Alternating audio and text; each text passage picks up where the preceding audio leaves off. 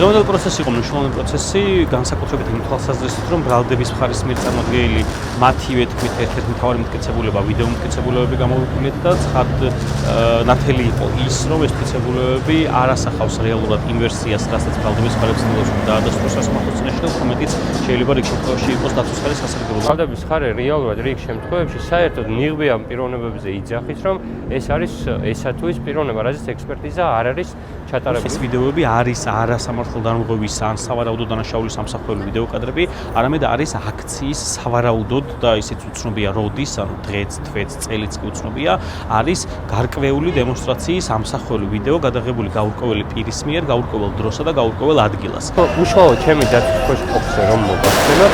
არის ის, რომ ჩემი დაცვის ფოქსის ვიდეო მასალას რომელიც მოიაზრებ, ვერც ერთ ვიდეო მასალაში ჩვენ ვერ ვნახეთ. პირველი რომ ჯგუფური ძალადობა იყო განხორციელებული მათი მხრიდან, რაიმე კომუნიკაციაში იყვნენ ვინმე. მეორე, ჩვენ ვერ ვნახეთ ის, რასაც ბრალდების დადგენილებაში პროკურორი უთითებს და მესამე ვნახეთ ის, რომ ვიდეო მასალა სრულად აცდენილი არის გამომძიებლების მიერ შედგენილი დათვალიერების ულქნს. ამ პროცესის ფარგლებში დაისმევა ობიექტური და გონივრული კითხვა, რატომ არის ეს კადრები დაჭრილი და ეს კადრები დაჭრილია სწორედ იმიტომ, რომ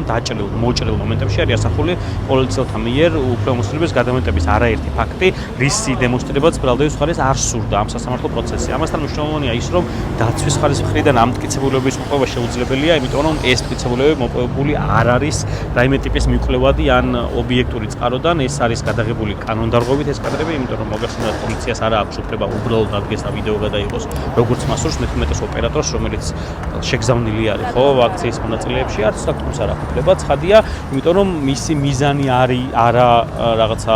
საზოგადოებრივი ინტერესის გათვალისწინებით ახალი ამბების გავრცელება, არამედ ის რეალურად ფარულ საგამოძიებო საქმიანობას აწარმოებს.